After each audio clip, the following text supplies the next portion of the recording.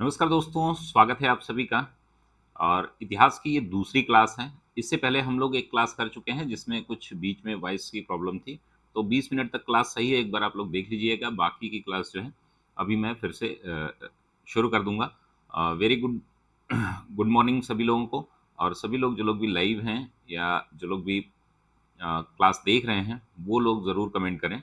और इस लेक्चर को हम लोग कंप्लीट करेंगे आज, आदि मानव पूरा कंप्लीट करेंगे, जिसमें हम लोग पूरा पाषाण काल, मध्य पाषाण काल और नवपाषाण काल भी कवर करेंगे। ठीक है ना। पहले हम लोग कल की जो क्लास में चीज़ें बची हुई थी उनको पहले एक रिकैप कर लेते हैं। ठीक है ना। तो पहले तो हमने बात की थी, 20 मिनट तक क्लास चली थी। उसमें फिर वॉइस की प्रॉब्लम थी कुछ।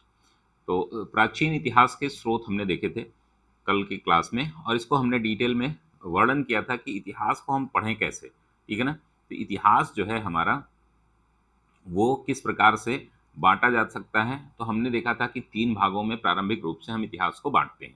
प्राग ऐतिहासिक काल, जो कि अ, ये कब से कब तक होता है, यानी कि इसमें जो है अज्ञात काल, यानी कि 5 लाख वर्ष पूर्व जब मानव की उत्पत्ति हो रही है, उसके बाद से लगभग 5 लाख वर्ष पूर्व माना जाता है कि इससे हम अध्ययन करते हैं। हालांकि उतने लंबे समय तक हमें कोई साक्ष्य नहीं है, फिर भी 2500 बीसी तक जो है हम यहाँ पर, क्या है कि हमें लेखन का कोई साक्ष्य नहीं मिलता है।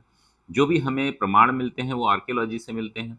आर्कियोलॉजी यानी उत्खनन आदि से ही, एग्जीक्यूशन से, आर्कियोलॉजी के माध्यम से जो भी हमें देखिए, पाषाण काल इसलिए ये कहा जाता है क्योंकि इसमें पत्थरों का उपयोग है। अब पत्थरों का उपयोग जो है, जो पहले यूज किए जाते थे, जो पूरा पाषाण काल में, उसको मेगालिथ, ठीक है ना। और इसको बोला जाता था क्या, पूरा पाषाण काल को, यह खाद्यान्न संग्राहक थे। और यहाँ पर पशुपालन का साक्ष्य नहीं मिलता है। फिर हम लोग अभी डिटेल में देखेंगे, पहले तो एक बार ओवरऑल हम बात कर लेते हैं। ठीक है ना। फिर माइक्रोलिथ यानी कि सूक्ष्म औजारों का प्रयोग, पत्थरों के द्वारा ही औजार पूरे किए गए। फिर उसके बाद मनुष्य जो है एक रहने के लिए कुछ ऐसे खाद्य उत्पादक के रूप में जब अस्थायी जीवन जीने लगता है, तो नवपाषाण काल उसको कहते हैं।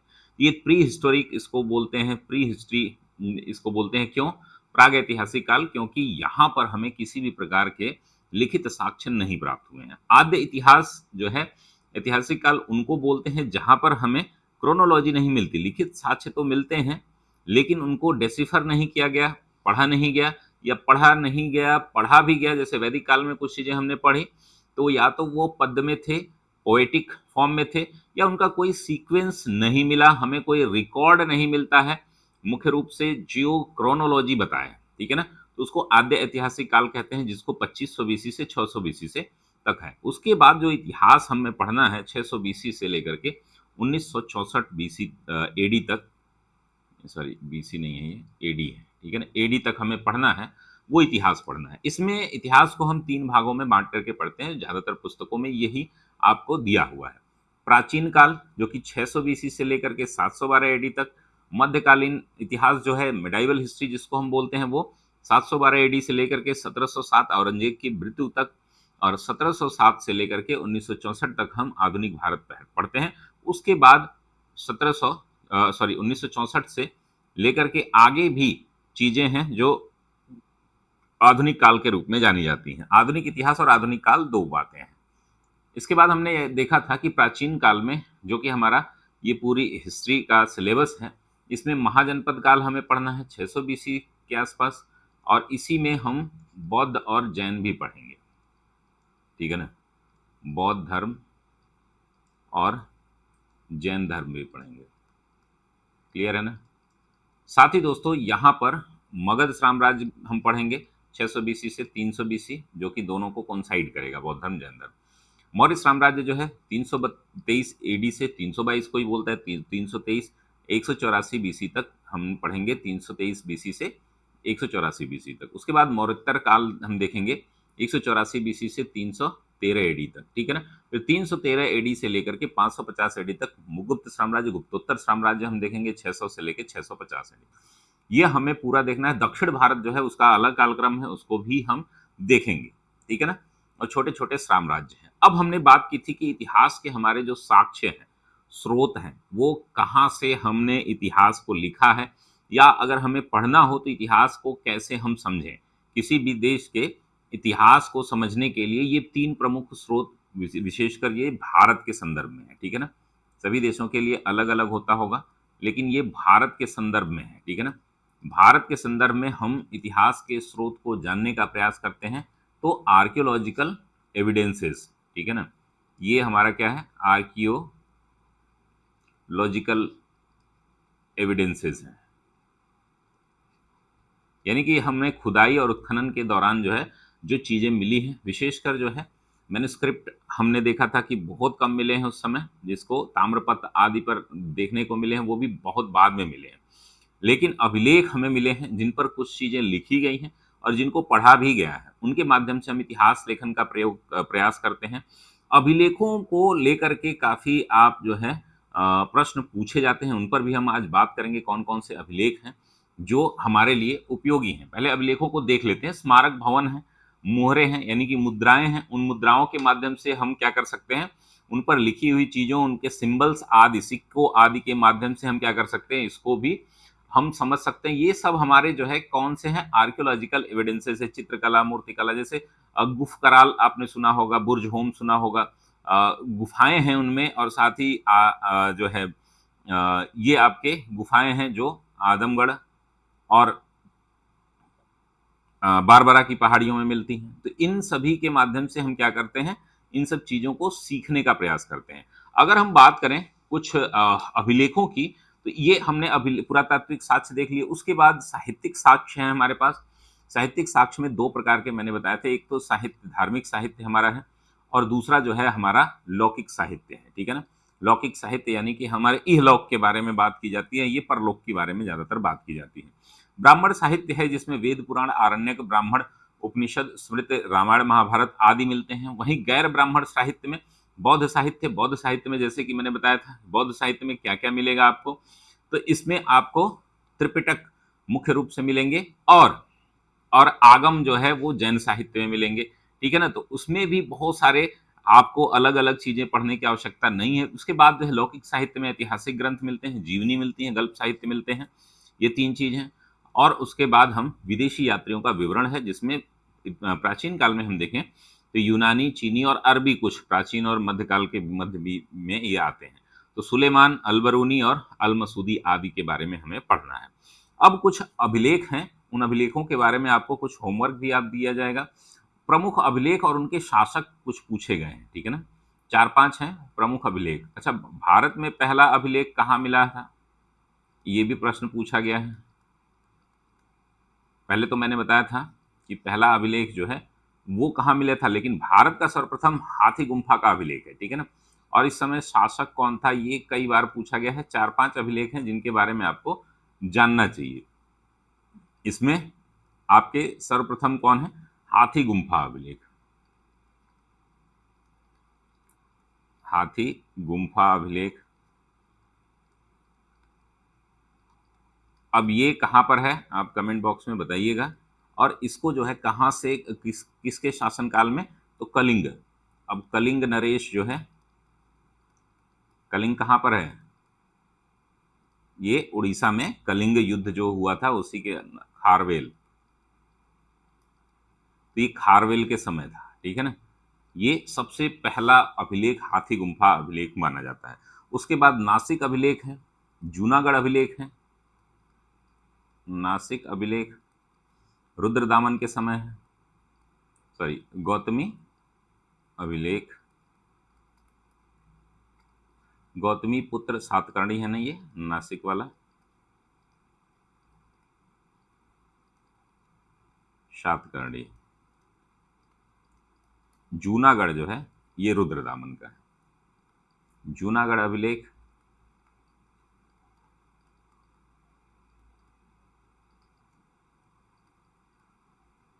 ये रुद्रदामन के समय है। तो ये सब ऐसे अभिलेख हैं जो आपसे बार-बार पूछे गए हैं। अभी एहोल है, एहोल के बारे में कई बार आपसे पूछा गया है। समुद्रगुप्त के समय जो है आपका प्रयाग स्तंभ जो है, एहोल, एहोल अभिलेख कहाँ पर है?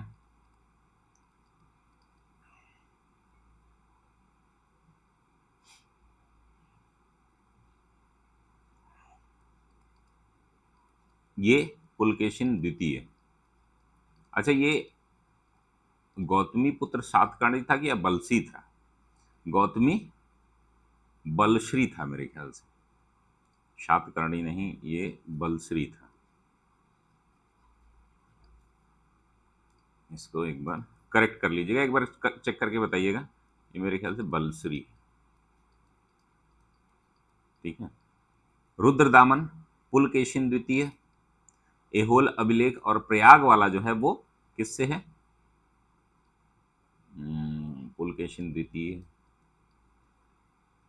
प्रयाग प्रशस्ति। ये कुछ ऐसे अभिलेख हैं जो आपसे बार बार पूछे जाते हैं। ये समुद्रगुप्त के समय,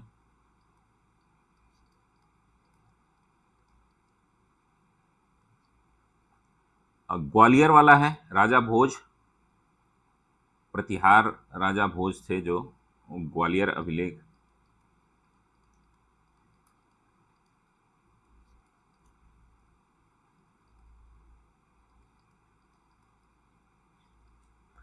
प्रतिहार राजा भोज।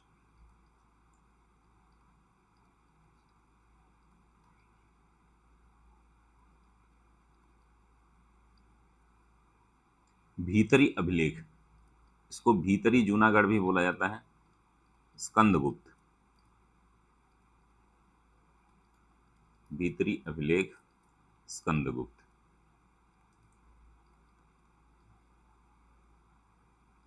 और एक है देवपाड़ा विजयसेन, देवपाड़ा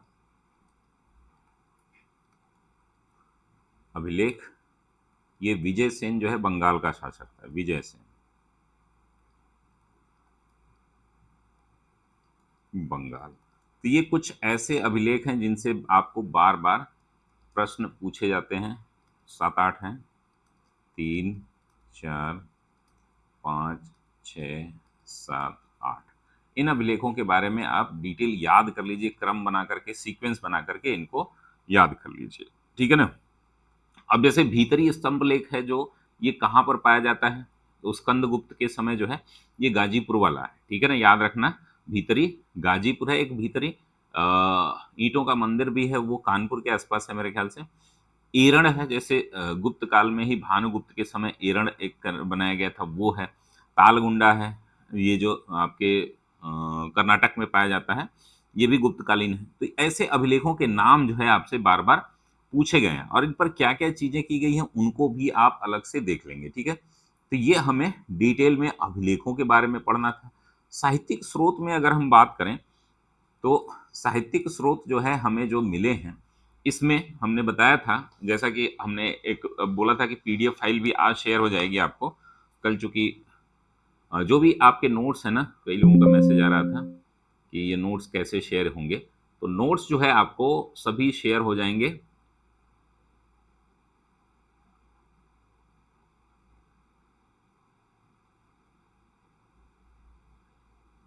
ये हमने, ये पीडीएफ नोट्स भी कुछ आपको मिलेंगे, और साथ साथ अपना नोट्स भी आप बनाते चलिए। इसमें हमने देखा था कि अभिलेखों के बाद जो है, जो साहित्यिक स्रोत हमने देखे थे, साहित्यिक स्रोत में धार्मिक साहित्य और लौकिक साहित्य दोनों के बारे में बात की गई थी। तो इसमें जो है कुछ बात किए गए थे, शिक्षा, कल्प, व्याकरण, निरुक्त, छंद और ज्योतिष, ठीक है ना। पाणिनि का व्याकरण ग्रंथ जो है, जो 400 ईसा पूर्व के आसपास लिखा गया है, और उसके पहले जो है हम देखते हैं कि ये पहला ऐतिहासिक ग्रंथ के रूप में भी इसको देखा जाता है, ठीक है ना। मैन्युस्क्रिप्ट जो होती है वो पांडुलिपियां होती हैं, इसमें जो है विभिन्न जैसे ताम्रपत्रों आदि पे ये लिखी जाती थी। ये कहाँ कहाँ लिखी जाती थी? तो इनको जो है भोजपत्र, ताड़पत्र, ताम्रपत्र, ये जो पांडुलिपि हैं जिसको मैन्युस्क्रिप्ट बोलते हैं, ये कहाँ कहाँ लिखी जाती थी? भोजपत्र, ताम्रपत्र, और एक और पत्र होता है, क्या है वो? भोजपत्र, ताम्रपत्र, और एक ताड़, ताड़ का पत्र होता है ना, ताड़ पत्र, इन पर लिखी जाती थी। अब इनके साक्ष्य जो है, जो भी मिले हैं, ये हमें जो है ज्यादातर जो है सुने सुनाए, यानी कि श्रोत श्रोता के रूप में देखने को मिले, ठीक है ना। तो इसमें हमें याद रखना है। हिंदुओं के धार्मिक साहित्य में वेद, रामायण, महाभारत, पुराण जो है वो देखने को मिलते हैं। अब इनमें जो है हमने देखा था कि वेद, आरण्यक, उपनिषद आदि भी हैं। ऋग्वेद की रचना 3500 साल पहले हुई थी। देवताओं की स्तुतियां हैं। बाद में साहित्य में स्तुतियों के साथ साथ कर्मकांड, जादू टोना और पौराणिक आख्यान है। उपनिषदों में हमें दार्शनिक चिंतन मिलते हैं। वेदों का अर्थ समझने व सूत्रों का सही उच्चारण के लिए वेदों के अंग यानी कि उनको सरल भाषा में लिखा गया है, वेदांग कहते हैं।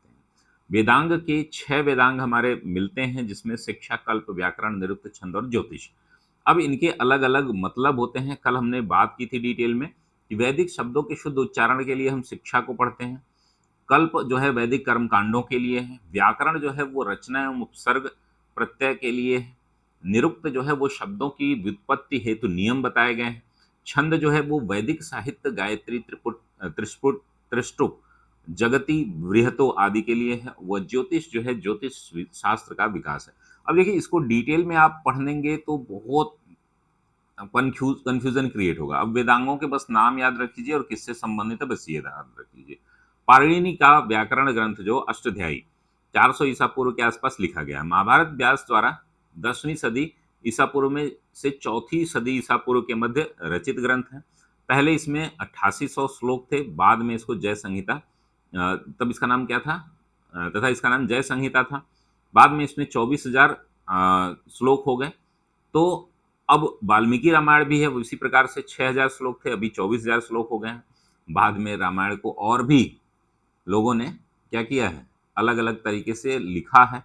और वैसे ही जैसे कि आज आपने देखा कि बहुत बड़ा विवाद एक चल रहा है आदि पुरुष मूवी को लेकर के, वर्तमान परिप्रेक्ष्य में गाली गलौज करके रामायण को परिदृश्य कराना कितना खतरनाक हो सकता है, ये उस फिल्म के बहिष्कार को देख करके पता चला।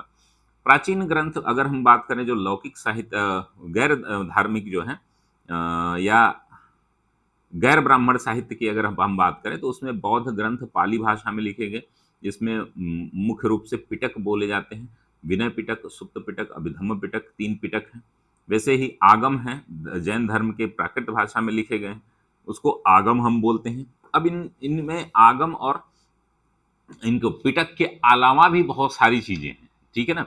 इनमें जो है अगर हम बात करें कि आगम और पिटक के अलावा भी बहुत सारी चीजें हैं। वैसे ही दक्षिण भारत में अगर हम देखेंगे तो भी वहां पर मणिमेखलई, तोलकप्पियम आदि का नाम आपने पढ़ा होगा, शिल्पादिकारम, ठीक है ना। शिल्पादिकारम, मणिमेखलई और तोलकप्पियम इसको देखने को मिलता है। जो बौद्ध ग्रंथों में अगर हम बात करें तो त्रिपिटक प्रमुख हैं और उसके बाद जो है क्या बोला जाता है, बुद्ध पर रचित जो है काल्पनिक कहानियां हैं, ठीक है ना, जो जिसको हम लोग पढ़ते हैं। साथ ही वही आगम ग्रंथ जो है वो जैन धर्म के लिए बहुत ही महत्वपूर्ण है। इसमें जो है और भी है परिशिष्ट पर्वन आदि जो है ये भी देखने को मिलते हैं, ठीक है ना।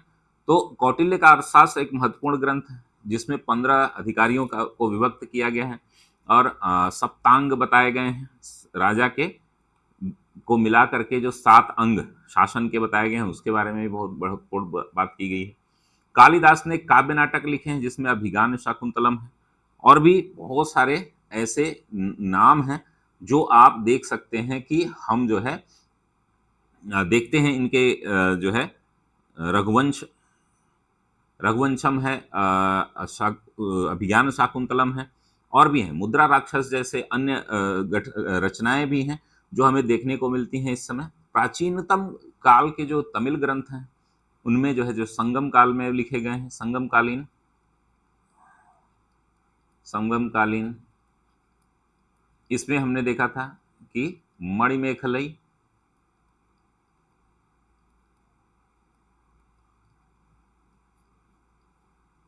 तोलकप्पियम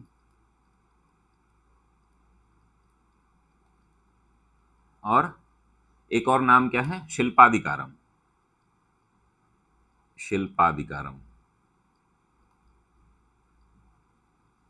ये प्रमुख है, ठीक है ना। फिर उसके बाद आ जाते हैं हमारे विदेशी विवरण। विदेशी विवरण में यूनानी है आपके, यूनानी, रोमन यूनानी लेखक उनको बोलते हैं। आपको हम देख सकते हैं कि चीनी लेखक हैं और फिर कुछ अरबी लेखक हैं। अगर हम बात करें जैसे फाहियान है, जो फाहियान आया था यहाँ पे, जो अगर चीनी लेखक है, एक बौद्ध भिक्षु के रूप में यहाँ पर आया था। चंद्रगुप्त द्वितीय के समय जो है भारत की दशा का विवरण उसने किया है, उसकी कुछ रचनाएं हैं और चीन के इतिहास का जो है ये इतिहासकार के रूप में माना जाता है।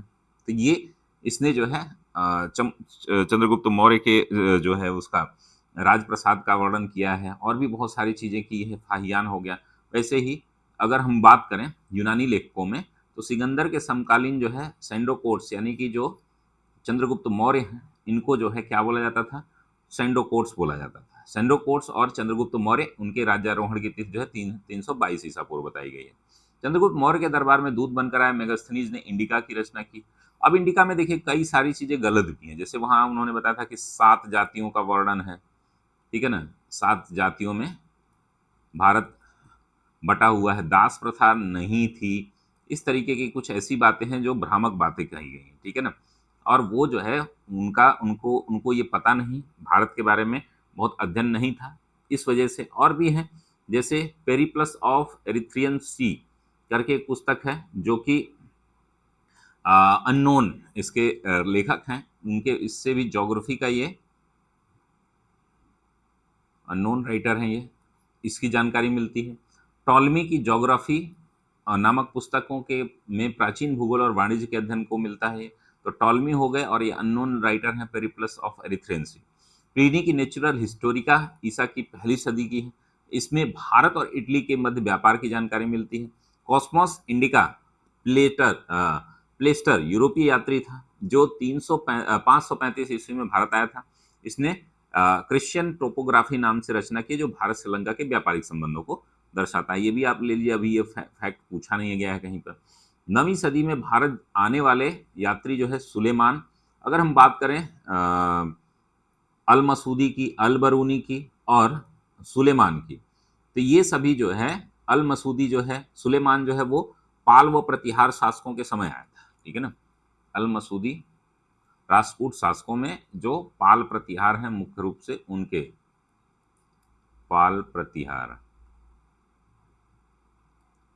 शासकों के मध्य जो है, जो युद्ध का वर्णन इन्होंने उसके विषय में लिखा है।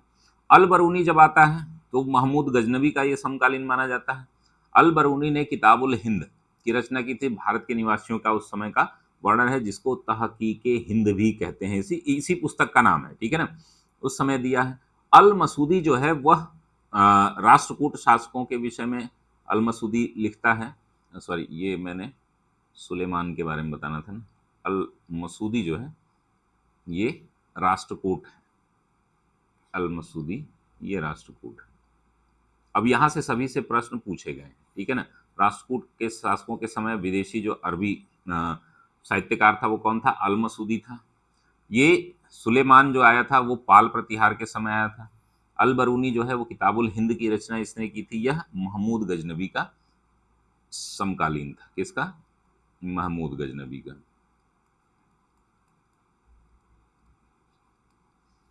अब इसी तरीके से फाहियान ने इसको फोक्योकी की रचना की। इसकी पुस्तक का नाम है धार्मिक दशाओं का इसका वर्णन किया गया। जैसे कि मैंने बताया था, फाहियान जो है 399 से 414 ईस्वी के बीच आया और उस समय जो है चंद्रगुप्त द्वितीय के समकालीन ये माना जाता है। इसने वहां पर चंद्रगुप्त मौर्य के राजप्रसाद का वर्णन किया है। बहुत भव्य राजप्रसाद, बताता है कि दुनिया में कोई ऐसा महल हो ही नहीं सकता, सबसे खूबसूरत और सबसे विहंगम। शुंग युन जो है, इसने बंगाल बिहार की तत्कालीन परिस्थितियों के बारे में लिखा। शुंग युंग के बारे में आप देखेंगे कि इसने बंगाल की राजनीतिक, आर्थिक और धार्मिक परिस्थितियों के बारे में लिखा है। वेन सांग सी यूकी की इसने रचना की थी। वेन सांग के बारे में अगर हम देखें तो वेन सांग जो है ये पाश्चात्य संसार का लेखक माना जाता है। हर्षवर्धन के शासनकाल में आया था और इसने जो है नालंदा विश्वविद्यालय में अध्ययन किया था।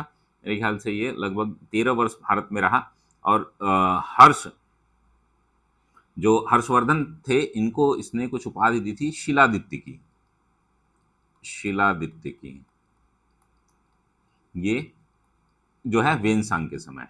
इत्सिंग जो है, अब इत्सिंग की बात हम करें तो यह जो है सबसे प्रसिद्ध बौद्ध भिक्षुओं में से एक था और इसने जो है त्रिपिटकों का खूब सारा अध्ययन किया।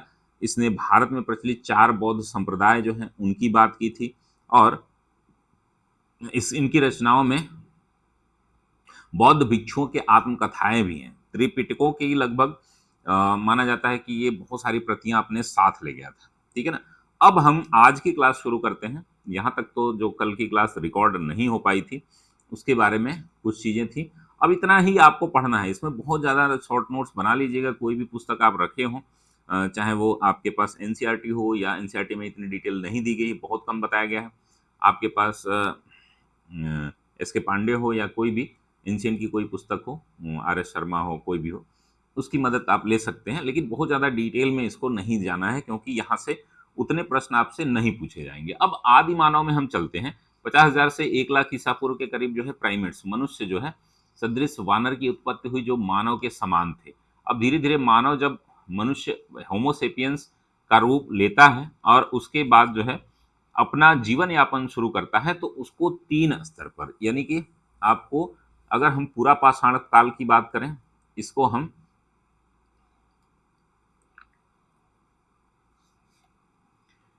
पूरा पाषाण काल, पैलियोलिथिक इसको बोलते हैं ना,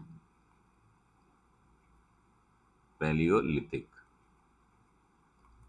अब इसको 2 नामों से जाना जाता है। एक तो खाद्य संग्राहक के रूप में हम देखते हैं, और दूसरा आखेट। आखेट यानी कि केवल शिकार करना और खाना इकट्ठा करना, ये पूरी इसकी विशेषता बताता है।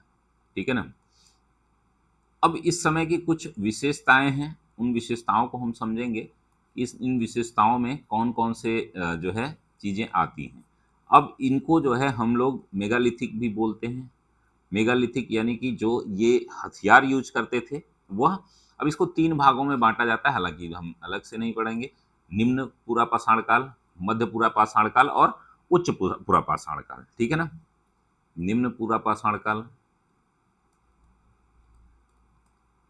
जब हम ऑप्शनल पढ़ते थे तो इसको डिटेल में पढ़ते थे, लेकिन अब जो है निम्न, मध्य और उच्च, ठीक है ना, इन तीनों का जो कालक्रम है वह अज्ञात काल से लेकर के और लगभग 8,000 9,000 बीसी तक माना जाता है। ठीक है ना। इसके बारे में हम डिटेल में, आरंभिक मानव को आखेटक और खाद्य संग्राहक के नाम से जाना जाता था। भोजन के प्रबंधन करने की क्षमता के आधार पर उन्हें यह नाम दिया गया है, क्योंकि अब मनुष्य जो है अभी नंगे रहता था, घूम फिर करके इधर उधर, केवल बड़े बड़े पत्थरों के हथियार थे। अब जैसे हथियार जो है ना, हथियार या औजार जो है, ये पाषाण के औजार हुआ करते थे। इन औजारों के नाम हैं अलग अलग। ठीक है ना। ये औजार निम्न पूरा पाषाण काल में जो क्वार्टजाइट पत्थर, यहाँ पर अगर हम देखेंगे तो क्वार्टजाइट पत्थर,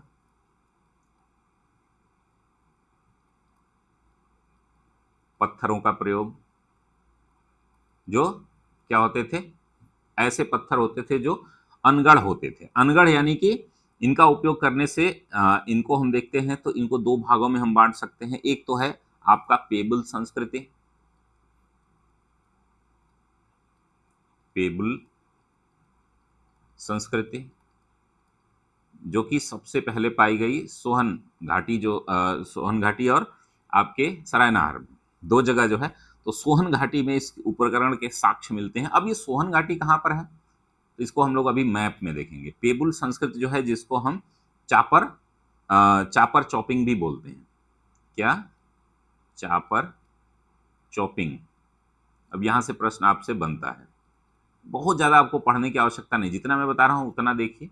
ये सोहन घाटी में इसके उदाहरण मिलते हैं। अब सोहन घाटी कहाँ पर है, तो सोहन घाटी नेपाल का जो शिवालिक एरिया है, जो कि पाकिस्तान और पहले पाकिस्तान भारत, पहले तो भारत में ही था, अब पाकिस्तान, भारत और नेपाल तीनों में ही कुछ न कुछ सोन घाटी पाई जाती है। ठीक है ना। तो ये मुख्य रूप से पंजाब का जो पाकिस्तान वाला हिस्सा है वहां पर ये देखते हैं। अभी इसको मैप में भी हम लोग देखेंगे। मैप में अगर आप समझ गए तो यहाँ बहुत आसान हो जाए। तो पेबुल एक संस्कृति है और दूसरा है हैंड एक्स संस्कृति। ठीक है ना।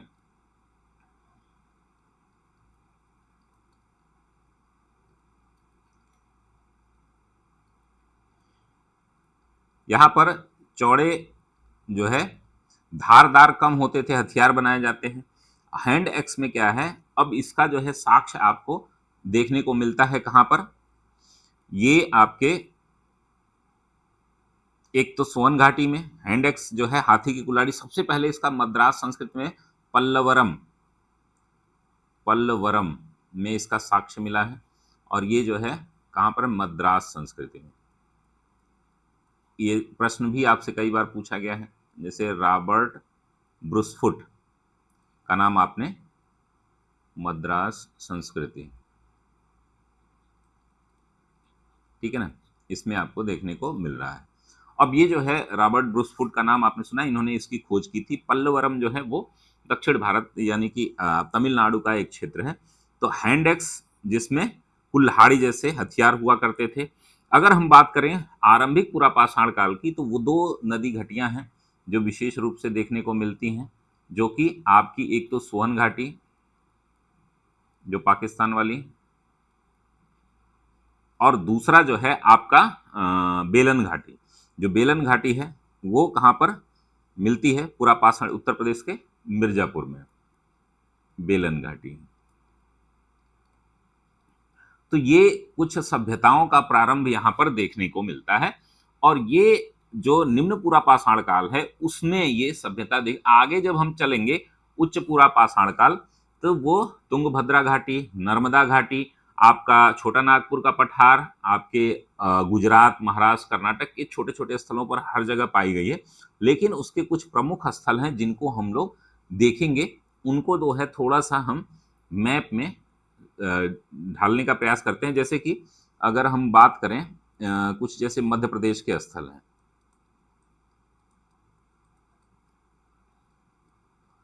जो दोनों में ही मध्य पाषाण काल और पुरापाषाण काल दोनों में ही पाए जाते हैं।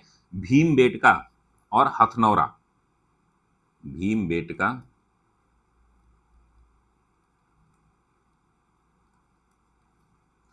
और हथनौरा,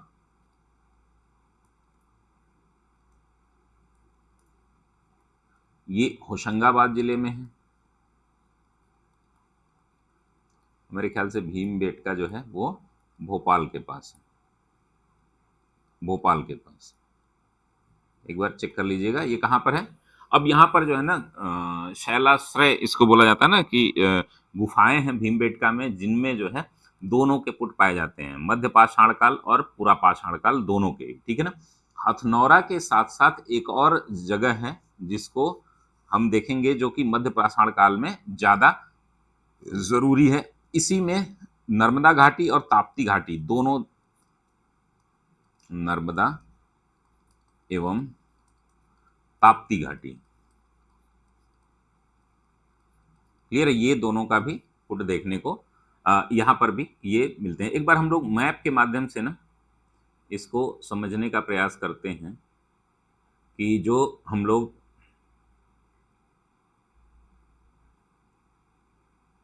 ये स्थल देख रहे हैं, ये स्थल कहाँ कहाँ पर है, ठीक है ना। तो हमने कुछ बात की थी, तो कहाँ कहाँ की हमने बात की थी, हमने बात की थी एक जो है, जो यहाँ से सोहन घाटी, ठीक है ना, जो पाकिस्तान में वर्तमान में देखने को मिलेगी, सोहन नदी घाटी, सोहन घाटी, ठीक है ना। दूसरा एक जो है ये उत्तर प्रदेश के मिर्जापुर में, अब देखिए यहाँ पर ये है आपका, ये बेलन घाटी,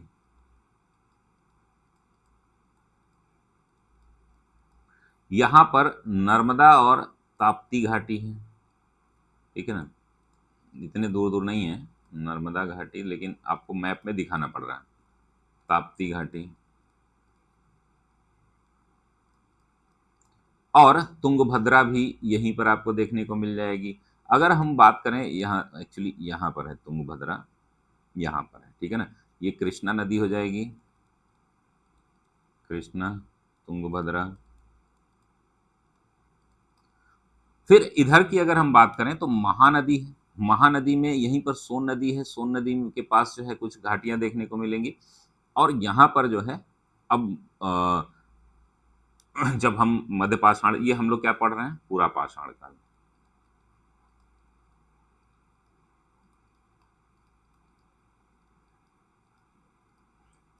कालीन स्थल। और आज ये दोनों पीडीएफ आपको मिल जाएंगे, ये जो मैं अभी बना रहा हूँ वो भी, और जो हमने देखे थे पहले वो भी।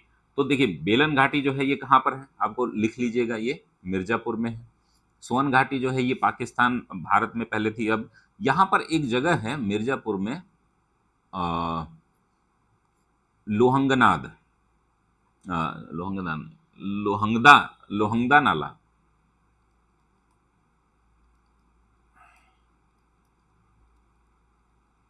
लोहंगदा नाला, अब ये उत्तर प्रदेश के मिर्जापुर में बेलन घाटी में, यहाँ पर कुछ पशुओं के अवशेष मिले हैं। हालांकि पशु पालन के साक्ष्य नहीं मिले हैं यहाँ पर, ठीक है ना, पशुओं के अवशेष मिले हैं,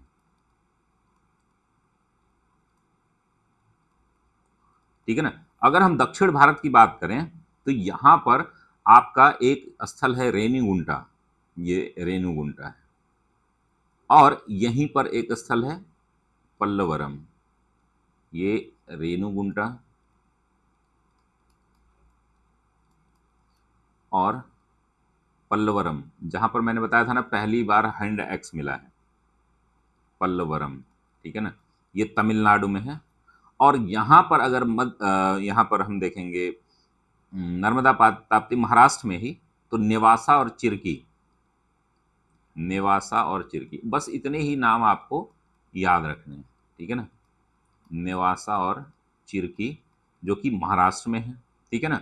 महाराष्ट्र में यहाँ पर जो है महाराष्ट्र में बहुत सारे जो हैं खुरचनी मिले हैं, पेबुल जो है इसकी संस्कृति के मिले हैं, चिरकी मिले हैं, कुल्हाड़ी मिले हैं। तो ये चिरकी और नेवासा दो ऐसे स्थल हैं यहाँ पर, ठीक है ना, महाराष्ट्र में है दोनों, ठीक है।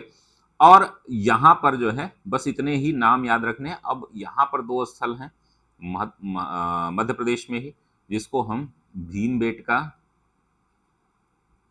भीमबेटका, और एक और स्थल था, क्या था, हथनौर, यहीं पर है हथनौर।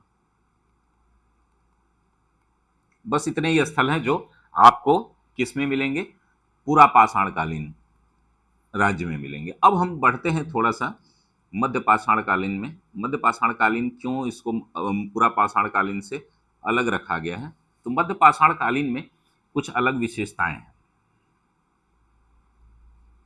मध्य पाषाण कालीन स्थल, अब इसको हम स्थल नहीं सारे चीजें पढ़ लेते हैं यहीं पर। देखिए थोड़ा थोड़ा ही पढ़ना है, क्योंकि आपको क्या है कि किताबों में बहुत ज्यादा दिया है या तो बहुत कम दिया है, दो चीजें हैं। लेकिन आपको ना तो बहुत ज्यादा पढ़ना है ना तो बहुत कम, तो इसको हम बोलते हैं मीसोलिथिक, मीसोलिथिक, ठीक है ना। अभी मीसोलिथिक को हम मीसोलिथिक मध्य पाषाण काल क्यों कहते हैं, क्योंकि मनुष्य जो है अब आगे बढ़ चुका है। पहले आप देखिए कि क्या था, वह आखेट करता था केवल, यानी कि शिकार करता था और खाद्य संग्राहक के रूप में था। अब यहाँ पर वो आखेट, खाद्य संग्राहक आखेट तो कर ही रहा है, लेकिन वो पशुपालन का भी कार्य कर रहा है, ठीक है ना। तो ये आखेट के साथ साथ यानी कि शिकार और क्या है यहाँ पर, पशुपालन। अब इसमें जो है पशुपालन जब आ गया तो यहां से एक प्रश्न बना है, पशुपालन का कहां पर पाया गया है पशुपालन का प्राचीनतम साक्ष्य, ये प्रश्न कई बार पूछा गया है। अब आपको समझ में आ गया कि पूरा पाषाण काल में कोई भी पशुपालन नहीं होता था। हालांकि एक साक्ष्य पाया गया था, ठीक है ना, कहां पर, आदमगढ़ में,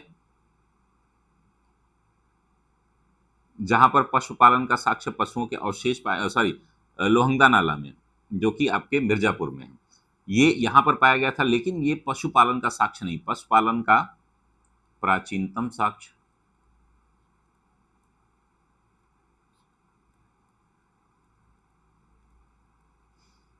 प्राचीनतम साक्ष्य जो है इसमें आपको देखने को मिलता है। अब ये जो है प्राचीनतम साक्ष्य जो है वो कहां पर पाया गया है, तो दो जगह है। एक तो सबसे बड़ा जो मध्य पूरा पाषाण कालीन स्थल है वो है आपका बागोर राजस्थान, बागोर राजस्थान, और दूसरा जो है आपका आदमगढ़ मध्य प्रदेश, आदमगढ़ ये एमपी में। इन दोनों में पाया गया है पशुपालन का, और इसी कारण इसको अलग रखा गया है मध्य पाषाण काल को। अब इसमें हथियारों को भी अलग तरीके से प्रयोग किया गया है। तो इसमें जो है हम देखते हैं कि 9 या 8000 या 9000 ईसा पूर्व से लेकर के 4000 के आसपास ये हम देखते हैं, फिर नौ पाषाण काल आ जाता है, ठीक है ना। तो अब जो है हम यहाँ पर कुछ बातें ये सीखेंगे कि इसको मध्यवर्ती अवस्था इसलिए कहा जाता है क्योंकि इसमें उपकरण जो है वह लघु हो गए थे, यानी कि माइक्रोलिथ्स के उपयोग हो रहे थे। माइक्रोलिथ्स, मेगालिथ्स से अब माइक्रोलिथ्स आ गए थे, मध्य आकार के उपकरण।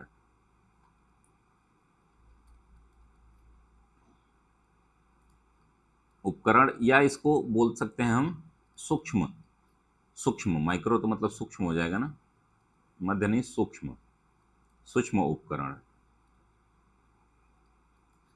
अब इनके आधार पर बहुत छोटे छोटे औजारों का प्रयोग के आधार पर, और साथ ही मानव अस्थिपंजर के भी प्रमाण इसमें देखने को मिले हैं, ठीक है ना।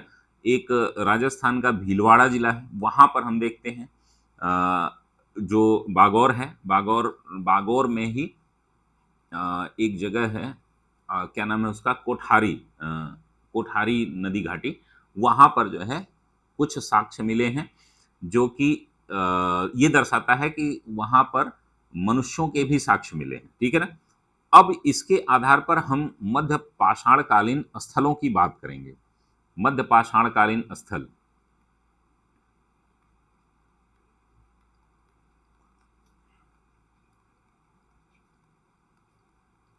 चलिए इसको पहले थोड़ा सा हम देख लेते हैं कि और भी अगर कुछ लिखने को आ जाए आपसे, तो ये नोट्स भी आपके साथ है, जो कि ज़्यादा नहीं, थोड़ा बहुत चीज़ें लिखी गई हैं इसमें। ये नोट्स जो है आपको हैंडी रहेगा, इसी पर अगर आप वो करा करके प्रिंट करा करके इसी पर नोट्स भी बना लेंगे तो भी कोई दिक्कत नहीं। अब अब देखिए पूरा पाषाण काल की अवस्थाएं इसमें बताई गई हैं। आरंभिक अवस्था जो है वो 5 लाख से लेकर के 50,000 ईसा पूर्व के मध्य मानव मूलतः क्वार्टजाइट पत्थर का उपयोग करता था। इस काल के उपकरणों को 2 वर्गों में विभाजित किया जाता है। चापर चॉपिंग, जो को पेबुल संस्कृत होती है। सर्वप्रथम जो है सोहन नदी घाटी, जैसा कि मैंने बताया, में प्राप्त होने की वजह से यह सोहन संस्कृत के नाम से जाना गया। हैंड एक्स जो है मद्रास संस्कृत के नाम से जाना गया उपकरण है, जो सर्वप्रथम बादम दुराई और अतिरम पक्कम, ठीक है ना, अतिरम पक्कम या बादर हमने बताया था, और एक नाम जो था मैंने बताया था पल्लवम, ठीक है ना, उसका नाम क्या था आपका पल्लवरम। पल्लवरम भी यहां पर देखिएगा, ठीक है ना, रॉबर्ट ब्रूसफुट ने ये बताया था। रॉबर्ट ब्रूसफुट ने 1963 ईस्वी में पल्लवरम देखिए आ गया नाम स्थान पर प्रथम हैंडेक्स को प्राप्त किया था। आरंभिक पुरास्थल पंजाब के सोहन नदी घाटी में पाए जाने के वर्तमान पाकिस्तान में है। पूरा पाषाण कालीन औजार बेलन नदी घाटी के वर्तमान मिर्जापुर प्रदेश के पास स्थित है। भीमबेटका भोपाल मध्य प्रदेश की गुफाओं और शैलाश्रयों के औजार मिले हैं जो लगभग 10,000 ईसा पूर्व के हैं। वहीं भारत का एकमात्र मानव खोपड़ी मध्य नर्मदा घाटी के हथनौरा में मिली है, ठीक है ना। चलिए आगे हम देखते हैं मध्यपुरा पाषाण काल, जो 50,000 से लेकर के 40,000 ईसा पूर्व के आसपास देखने को मिलती है।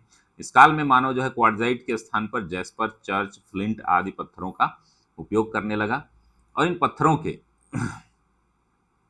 को तोड़कर फलक बनाया जाता था, जिसमें मुख्यतः फलक, वेदनी, छेदनी, खुरचनी, जो कि कहाँ पर मिले हैं आपके, मैंने बताया था ना कि 2 स्थल हैं जो मध्यपुरा पाषाण काल है उसमें मिले हैं, आपके नर्मदा और ताप्ती घाटियों के आसपास। फलक औजारों की प्रधानता के कारण इस काल को फलक संस्कृत कहा गया।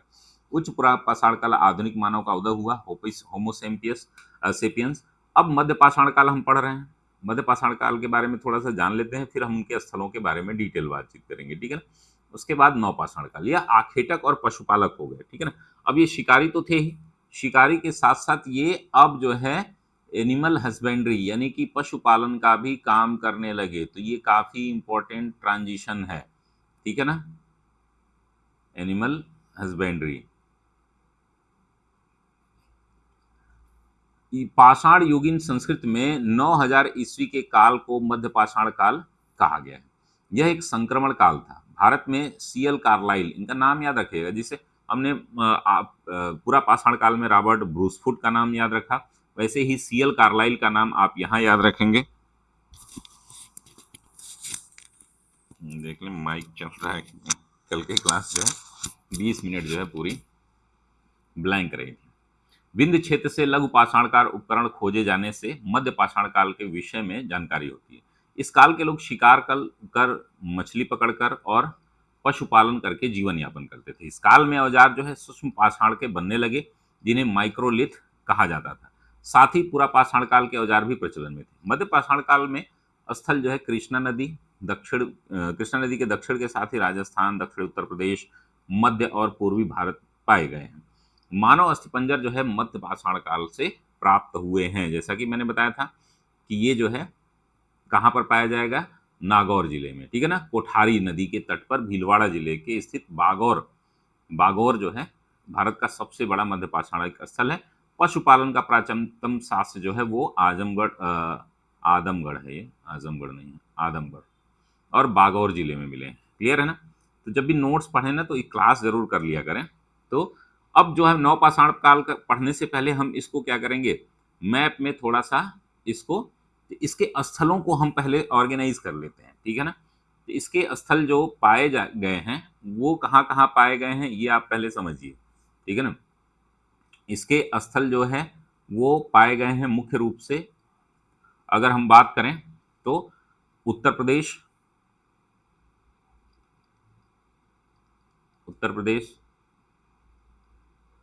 बिहार, राजस्थान और मध्य प्रदेश, इन चार राज्यों में ये मुख्य रूप से पाए गए हैं। अब इन्हीं स्थलों को आप अगर डिटेल में पढ़ लेते हैं, ठीक है ना, तो ये आपका बहुत ही महत्वपूर्ण, और कुछ हैं जैसे कि एक स्थल है रेनीगुंटा जो मैंने बताया था अभी आपको, वो भी है जो कि दक्षिण से संबंधित है। एक टेरी है, ये है। बस इतने ही आप अगर स्थल याद रखेंगे तो पहले हम उत्तर प्रदेश के स्थलों को देख लेते हैं। उत्तर प्रदेश में कौन कौन से स्थल हैं, तो महदहा है और ये सभी प्रश्न पूछे गए हैं, और सराय नाहर, ठीक है ना। अब सराय नाहर जो है ये कहां पर है, आपको मैप में भी देख लेना चाहिए और इसको दिखाना भी चाहिए। आपको अगर मैप पूछा जाए तो जैसे जैसे पूछ चुका है ये प्रतापगढ़ का ये प्रतापगढ़ अगर आप लोग गए हों कभी, नहीं भी गए होंगे तो मोती सिंह जो वहाँ के विधायक या सांसद हैं जो भी हैं, ये पट्टी जो क्षेत्र है, पट्टी विधानसभा के मेरे ख्याल से है वो पट्टी, ये सरायनहर पट्टी में पड़ता है प्रतापगढ़ के। और वहीं महदहा जो है मेजा, प्रयागराज, मेजा तहसील जो है वो आपकी प्रयागराज यहाँ पर पड़ती है, ठीक है ना। तो इनको आप पहले दर्शा लेंगे कहाँ पर, मैप में। अब इसको दर्शाने के लिए आपको क्या चाहिए कि आप यहाँ पर लिखेंगे मध्यपुरा पाषाण काल के प्रमुख स्थल, पूरा पाषाण काल के प्रमुख स्थल। और इससे जो है हम लोग संडे को जो भी क्लास खत्म हो जाए, देखिए ये मंडे टू फ्राइडे क्लास चलेगी, सैटरडे को कोई क्लास नहीं होगी। सैटरडे और संडे जो है जीएस और हिंदी छोड़ के हम जो है क्या करेंगे, एस्से और हिंदी लेखन करेंगे, ठीक है ना। एक एक पत्र हम लोग प्रति सैटरडे संडे कर लेंगे तो 2 पत्र हो जाएगा। अब ये प्रमुख स्थल हमने कौन कौन से देखे, तो हम उत्तर प्रदेश की बात करेंगे तो उत्तर प्रदेश के प्रयागराज और प्रतापगढ़, यहाँ पर जो है महदहा है,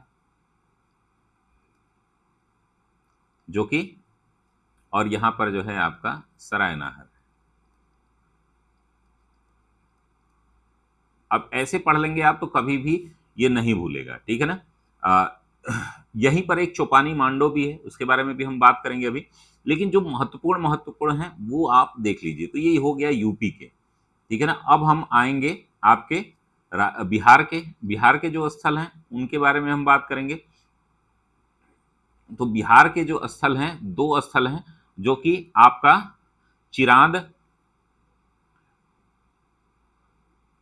नहीं चिरांद तो हमारा ये एक ही स्थल है, पायसरा, पायसरा जो कि मुंगेर जिला जो है उसके पास पड़ता है, मुंगेर जिला के पास पायसरा, ठीक है ना। तो ये जो है आप बिहार के अगर यहां पर देखेंगे तो ये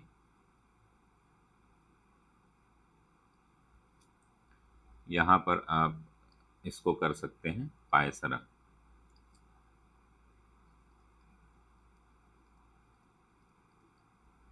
बिहार में, ठीक है ना। और दूसरा जो हमारा राजस्थान का जो स्थल है, तीसरा, वो कौन सा स्थल है इसके बारे में हम देखते हैं। तो राजस्थान में एक ही स्थल है जो मध्य पाषाण कालीन है, जो कि बागौर है, बागोर है, कहीं कहीं बागौर लिखा है तो वो भी सही है। अब बागौर नाम में गौर और गोर जो है कोई अंतर नहीं है। ये भीलवाड़ा का है।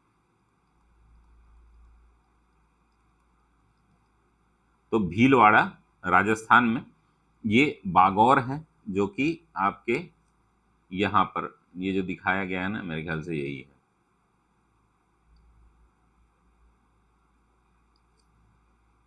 ये आपका बागौर, ये राजस्थान में है, ठीक है ना। और उसके बाद जो है मध्य प्रदेश के आदमगढ़ और भीमबेटका, ठीक है ना, यहाँ पर आदमगढ़ और भीमबेटका, ये हो गए। तो ये प्रमुख स्थल हैं जो कि आपसे किससे संबंधित हैं, मध्य पाषाण काल से। आदमगढ़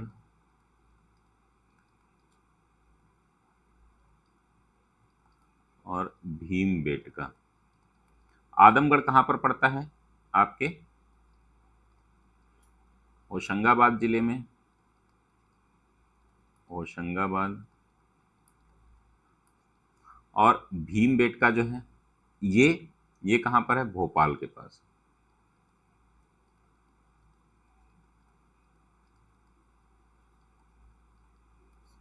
ठीक है। तो ये आपका मध्य पाषाण काल हो गया। अब उसके बाद हम आते हैं नव पाषाण काल में, ठीक है ना, नियोलिथिक एज में। नव पाषाण काल, अब यहाँ के स्थल काफी बार पूछे गए हैं कई जगह, क्योंकि यहाँ से जो है कई चीजें आप देखेंगे कि मनुष्य जो है अब, पहले शिकारी था, खाद्य संग्राहक था, खाना इकट्ठा करता था, फिर शिकारी तो था ही, शिकारी के बाद वो क्या करने लगा, पशुपालन भी करने लगा। जैसे ही पशुपालन करेगा तो पशुओं को इकट्ठा रखने के लिए स्थायी जीवन जिएगा। तो यहाँ पर अगर हम नियोलिथिक की बात करेंगे तो वह कृषि आदि करने लगा, तो इसको हम खाद्य उत्पादक के रूप में देखेंगे, यानी कि प्रोड्यूसर के रूप में, यानी कि ये क्रॉप आदि बोने लगेगा तो एक जगह रहने लगेगा। नियो शब्द जो है वो किससे बना हुआ है, ये शब्द जो है नव पाषाण काल, नियो यानी कि नवीन काल के रूप में इसको देखते हैं। अब इसमें जो है आ, प्राइम राज, प्राइम रोज जो है, एक डॉक्टर हैं प्राइम रोज, उनके द्वारा जो है इसकी खोज की गई थी। और इसमें जो है पहली बार प्रस्तर उपकरण को भी देखा गया था। अब ये यहाँ पर जो बस्तियां मिली हैं वहां पर सर्वप्रथम क्या है कि कृषि का प्राचीनतम साक्ष्य जो है ये मेहरगढ़ में मिला है। कृषि का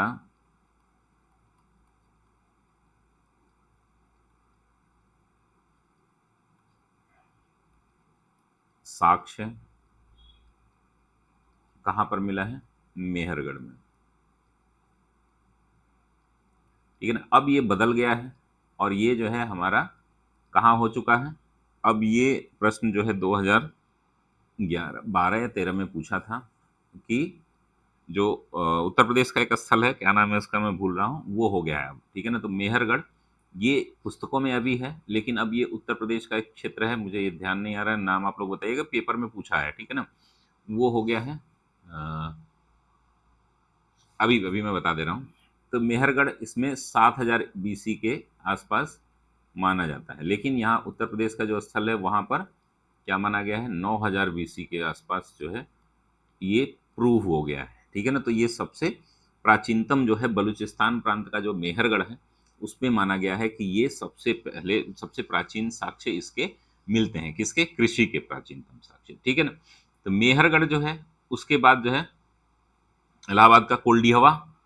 ठीक है। यहाँ पर भी सबसे प्राचीन जो है चावल और धान के, मेरे ख्याल से कोल्डी हवा ही है क्या? कोल्डी हवा नहीं, और उससे मिलता जुलता नाम है कोई, ध्यान नहीं आ रहा मुझे। चलिए पहले हम देख लेते हैं। तो ये आप समझ गए ना। तो इसमें कुछ प्रमुख स्थल हैं, उन स्थलों को अब देखिए। अब इसमें क्या है कि शव दफनाने के साक्ष्य आपको मिलेंगे। जैसे कि आपने देखा होगा कि पहली बार जो है शव के साथ जो है पालतू पशुओं को दफनाने के साक्ष्य कहाँ पर मिले हैं? वो मिले हैं आपके बुर्ज होम, आपके जो कश्मीर में है गुफ कराल, बुर्ज होम, कोल्डी हवा, आपका महदहा, महदहा जो है वो है, चिरांद है पटना, वहाँ पर आपका बिहार का। ठीक है ना। उसके बाद जो है सारू तारू, जो है सारू तारू पश्चिम वो क्या नाम है, असम, असम का क्षेत्र है। ठीक है ना। तो ये सभी जो है देखने को मिलते हैं। संगन कल्लू है आपका। तो ये सभी देखने को मिलते हैं। कौन कौन से राज्य इसमें हैं, प्रमुख स्थल हम देख लेंगे। तो प्रमुख स्थलों में अगर हम बात करें तो यहाँ पर सबसे पहले जो है कश्मीर, कश्मीर की बात करते हैं। ठीक है ना। पहला जो है सबसे ज़्यादा स्थल जो कहाँ कहाँ प्राप्त हुए, जो प्रमुख हैं। ठीक है ना। कश्मीर हो गया। उससे पहले जो है जो पश्चिमी भारत था, यानी कि पाकिस्तान का हिस्सा जो है, या पश्चिमी भारत, वहाँ भी दो तीन स्थल हैं। जैसे कि मेहरगढ़ एक नाम आपने सुना है। फिर राना घुंडई और किली गुल मोहम्मद, राना घुंडई और किली गुल मोहम्मद जो है वो भी है। आपका उत्तर प्रदेश के दो तीन स्थल हैं। आपके बिहार के दो स्थल हैं, चिरांद और सेनुआर, बिहार के स्थल हैं। और आपका पश्चिम बंगाल का एक स्थल है, असम का है, असम, पश्चिम बंगाल।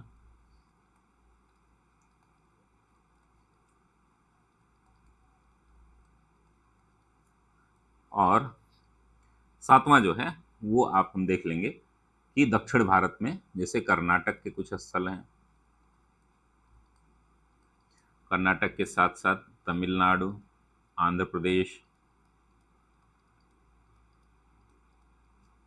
आंध्र प्रदेश,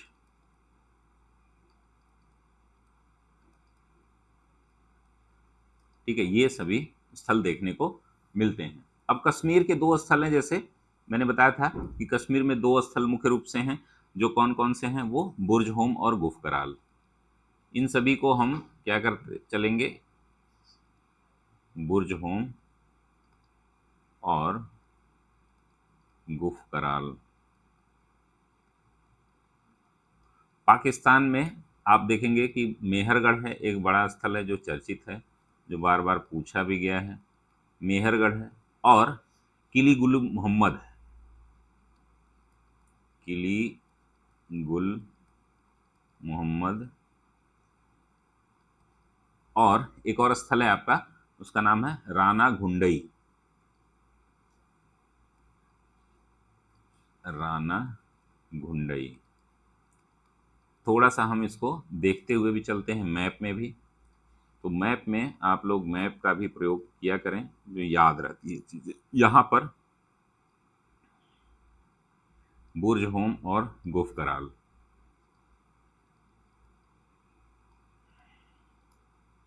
ये क्या है, नवपाषाणकालीन स्थल।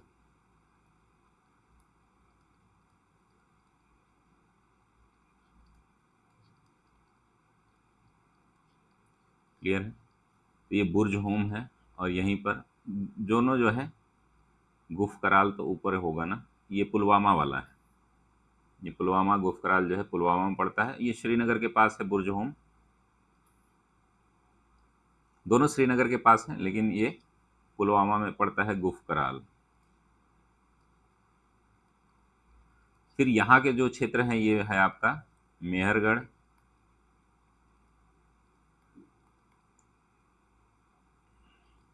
यहीं पर किली गुल मोहम्मद है,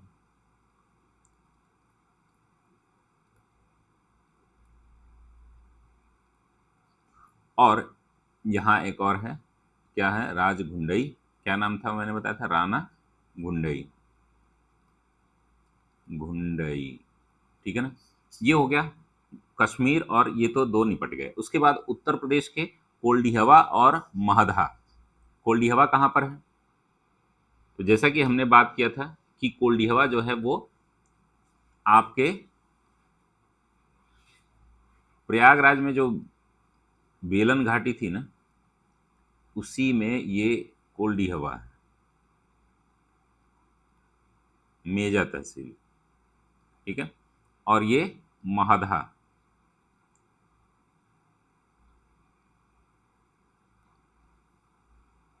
महदहा जिसके बारे में हमने अभी देखा था ना, प्रतापगढ़, यहाँ पर हमने बताया था प्रतापगढ़ की जो पट्टी तहसील पड़ती है, वहीं पर ये महदहा पाया जाता है। तो यानी कि कोल्डिहवा हो गया मेजा तहसील, और आपका ये महदहा जो है ये प्रतापगढ़ में पड़ता है। तो ये मेजा तहसील कहाँ, प्रयागराज में हो जाएगा। तो यहाँ पर हम लिखेंगे कोल्डिहवा और महदहा, कोल्डिहवा और महदहा।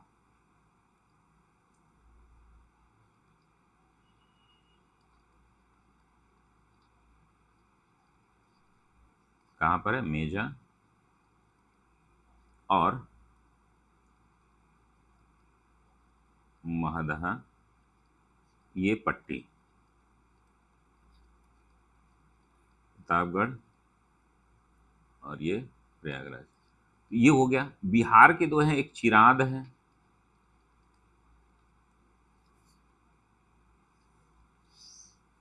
चिरांद वह वो कहाँ पाया जाता है, चिरांद और सिनवार कौन कौन से जिले में है? तो ये मुंगेर जिले के पास है सिनवार, और चिरांद जो है मेरे ख्याल से एक जिला है, सतार क्या नाम है उसका, वहां पर देख लीजिएगा आप।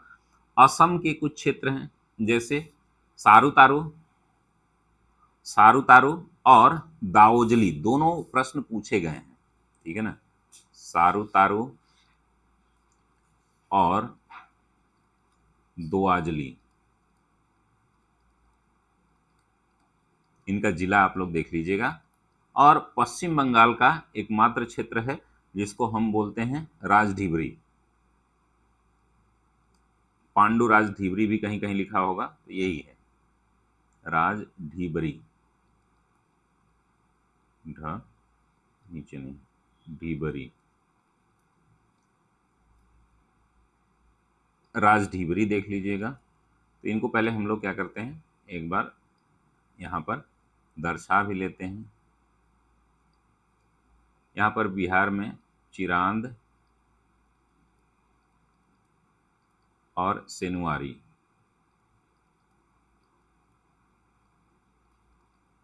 पश्चिम बंगाल में यहीं पर राजढीबरी कर देते हैं। और ये सारूतारू, यहाँ पर सारूतारू, और एक और नाम मैंने बताया था दाओजली।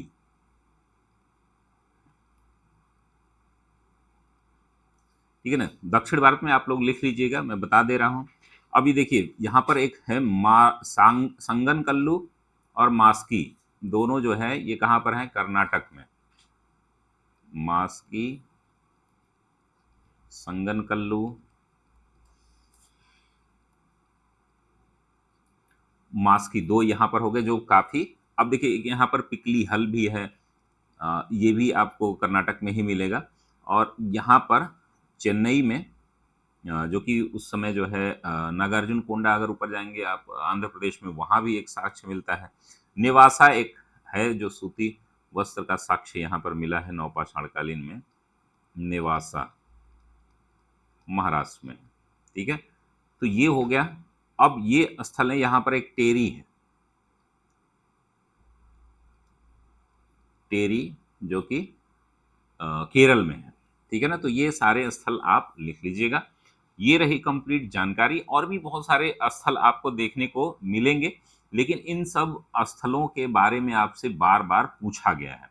ठीक है ना, जो महत्वपूर्ण स्थल हैं, इन स्थलों से आपसे बाहर नहीं प्रश्न बनते हैं। अगर आपको पढ़ना है तो डिटेल में भी पढ़ सकते हैं, लेकिन इतना मोर देन सफिशियंट है। या चाहे यूपीएससी हो, चाहे आपके यूपीपीएससी हो, चाहे आरओ की तैयारी कर रहे हैं, किसी भी एग्जाम के लिए आप, ये मोर देन सफिशियंट है। तो मिलते हैं हम लोग अगली क्लास में। बहुत बहुत धन्यवाद दोस्तों। स्वस्थ रहिए, मस्त रहिए, व्यस्त रहिए।